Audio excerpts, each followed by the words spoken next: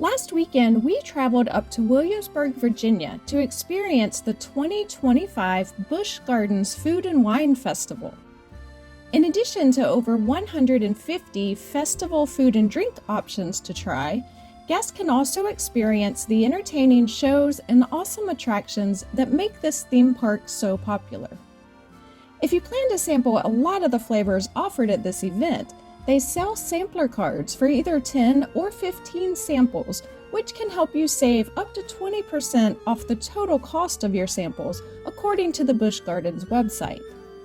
We got a 10 sample card for $70, and we'll show you the 10 items we sampled and let you know what we thought of them. We'll also let you know all the other important details you need to know for this event. Our food journey starts at the first booth you see as you enter the park, the booth representing the exotic location of Virginia. At each food booth, we will show you the menu board so you can see what is being offered this year.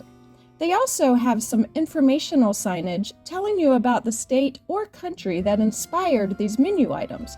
We'll share some of those with you as well. At the Virginia booth, we tried the Chesapeake-style crab cake slider with a crab cake topped with remoulade sauce and microgreens.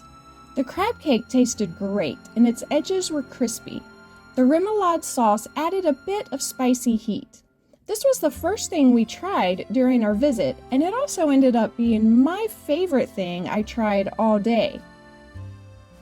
The Highland Stables are nearby the Virginia food booth. This is home to the park's Clydesdale horses, who were relaxing in the shade of their stable, as well as several border collies who were playing in the yard. Behind Highland Stables is Highland Spirits, where you can try scotch, bourbon, and whiskey. They also offered brown butter bourbon blondies as a dessert. With only 10 samples on our card, though, we had to skip some booths, and this was one of them. Right behind that booth is the world's first interlocking loop roller coaster, the Loch Ness Monster. It was just refurbished in 2024, which has given this classic coaster a new life, with a much smoother track. Keep your eyes open along the way, because there's a chance you might come face to face with Nessie. We then head over to the Ireland section of the park to check out the Africa booth. See, Busch Gardens Williamsburg is themed to European countries. But the international nature of the Food and Wine Festival means there will be food booths for countries that are not typically represented in the park. That means you'll find the Africa booth in Ireland, and the China booth in Italy, for example. So check out the map in the app or in the festival guidebook to see where each booth you want to visit is located. Anyway, at the Africa booth, we tried the peri-peri chicken. These chicken skewers were flavored with chili garlic sauce. Each order provides you with 2 skewers on a bed of rice. I really like this dish, but it was a little too spicy for Alice.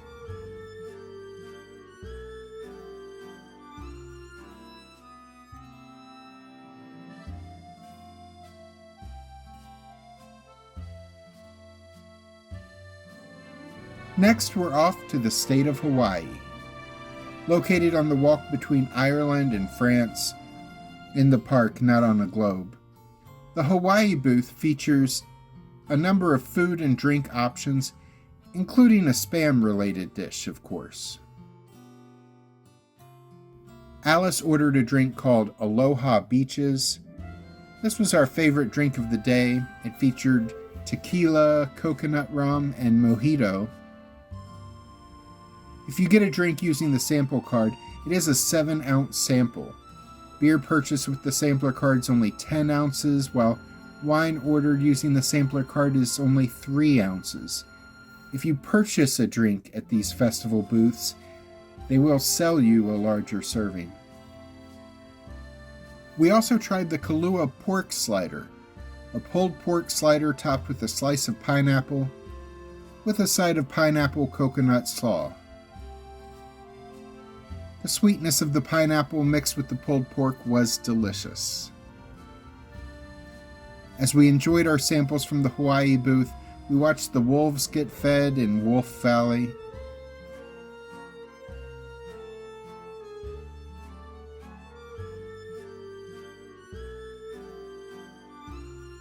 And paused to visit with the bald eagle rescues who now call the park home.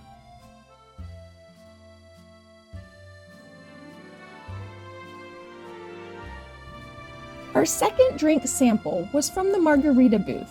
Margaritas are my go-to drink, although Jack does not enjoy them, so I had this sample to myself.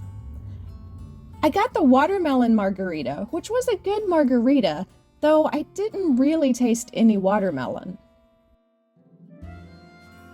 The Mexican booth was located nearby the margaritas, of course. It featured 3 different kinds of tacos you could try. They also offer a sampling of Tidewater white sauce and tortilla chips. If you're unfamiliar, this is a type of white salsa that is a condiment at Mexican restaurants that was created in southeastern Virginia. It is spread to some restaurants across the state, and we've even seen it a couple of times in North Carolina. But Virginians are sometimes confused when visiting Mexican restaurants outside of the area, and the staff has no idea what they're talking about when they ask for white sauce. Anyway, you can try it at this festival. We spent a few minutes in the bird aviary checking out some exotic birds. They often let you feed the birds, but they had a sign saying the birds were full by the time we arrived, so we just got to enjoy their company for a bit. We then entered the France section of the park, which is where we found the Poland food booth. This Poland booth featured a brand new menu offered for the first time at this year's festival.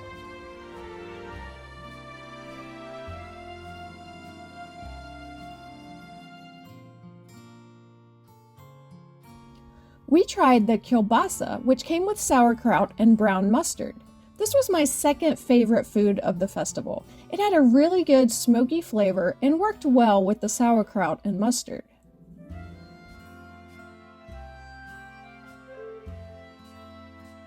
I enjoyed this sample under the 205-foot drop of Griffin, a ride I would never ride, but there are several good seating areas where I can watch Jack and the rest of the thrill ride crowd enjoy it. Then it was off to the Brazil booth. Every time we attend this festival, this is a pretty popular booth with a long line. And one reason for that is the churrasco you can get at this booth. This is thinly sliced grilled beef with chimichurri sauce added, and it is delicious. The beef is very flavorful, and the chimichurri sauce adds a bit of tanginess to it. The meat had a little more gristle than we would have liked, but the flavors made up for that.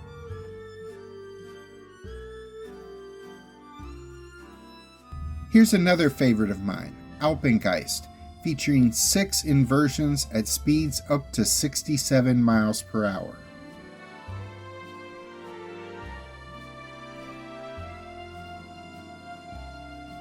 Then we're off to our next dining adventure at the Jamaica booth. At this booth we got the jerk chicken slider. We have tried this dish in the past at the festival, and I really liked it, so we got it again. Alice had a bite of it, but it's too spicy for her to really enjoy it, but this is one of my favorite dishes at the festival.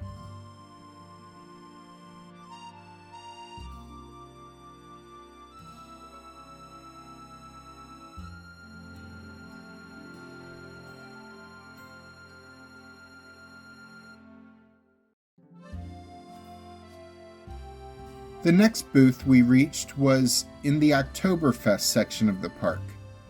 It was the Barcastle Spirits booth near Dark Coaster, an indoor family roller coaster. They had a couple of dessert options, but we just got a drink. Alice wanted to try the Coco Hito, featuring Bacardi rum and coconut rum. It was pretty good. We took this picture of me holding the sample to give you an idea of the size of the samples. It was close to the top of this cup before we started drinking it, but as you can see, the cup is pretty small on these cocktail samples. We watched people enjoy the gentle breeze of the swings near the Barcastle booth, though the mood changed once it began pouring down rain mid-ride.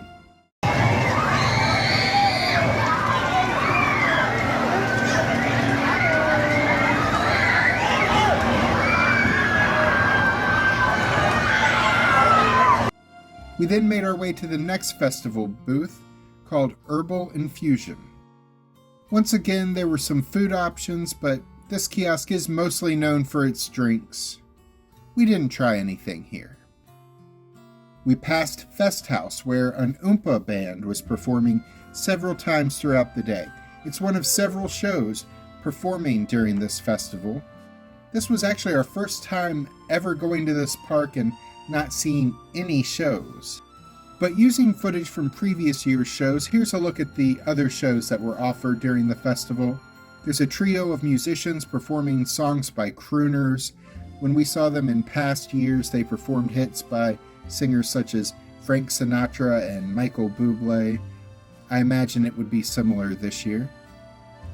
The park's award-winning Irish dance show, Celtic Fire, is being performed several times a day at the Abbey Stone Theatre in the Ireland section of the park. Nearby, performing on an outdoor stage, is the traditional Irish band Dublin Over. And they also have a festival stage that features local bands from Virginia and Washington, D.C., performing several times a day all throughout the festival. We skipped the next couple of booths. The first was Island Freeze. This is a booth open year-round that sells frozen cocktails. They did have a few snacks and beers added to their regular menu.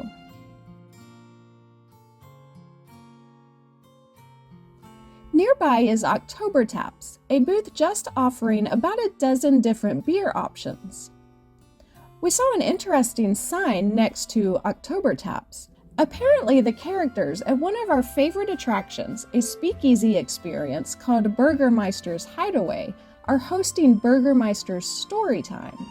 We weren't around at any of the showtimes, so we'll have to see what this is like on a future visit. We then crossed the bridge over to the Italy section of the park. We noticed the Rhine River cruise boat going by underneath.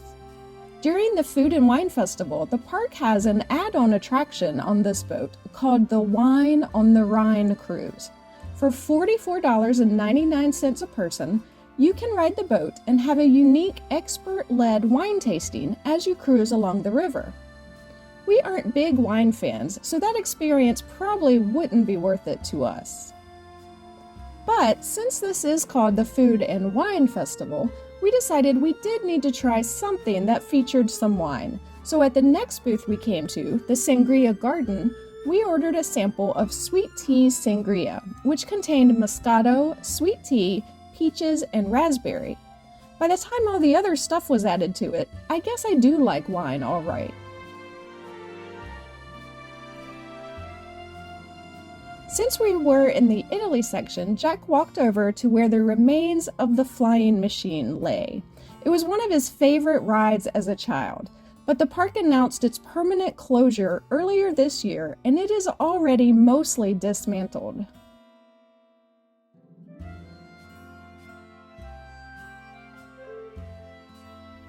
Another thing we found in Italy was the Italy food booth. We do like Italian food, but we eat it pretty regularly, so we didn't use our final sample from our sampler card here.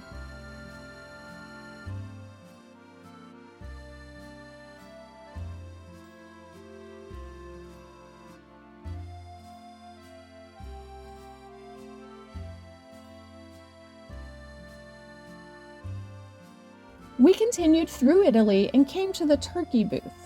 We were interested in trying the chicken or the beef and lamb kebabs, but again, with only one sample left, we had to make a choice.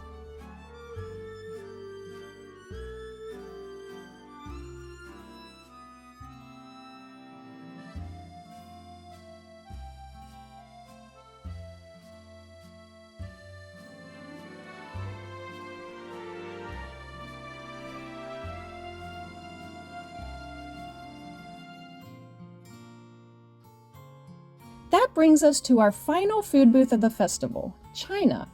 This is an entirely new menu added this year as well. It featured several different types of dumplings to try, 3 that were savory, and then 1 dessert dumpling. We tried the pork bao. Jack liked this a lot, but I did not. I just don't love the texture of bao buns. The pork inside kind of had a pate texture, and the bun was only half full of the meat. But again, Jack did enjoy this, and he likes bao buns, so your mileage may vary. We paid $70 for the tasting sampler, and the items we bought averaged between $8 and $9, so it did save us a bit of money. They also have a 15 sample card for $90. If you don't use all the samples on your card, you can use the remaining samples on visits up until the festival ends. This festival takes place Thursdays through Sundays plus Memorial Day until the last day of the festival on June 22nd, 2025. This is a really fun event that we always enjoy each spring. Tickets to the park during this event start at $65 on Thursdays, with slightly higher prices on the weekends. Click the links at the end of this video to check out some of our other adventures. And be sure to click the subscribe button and the notification bell so we can see you the next time we're traveling through.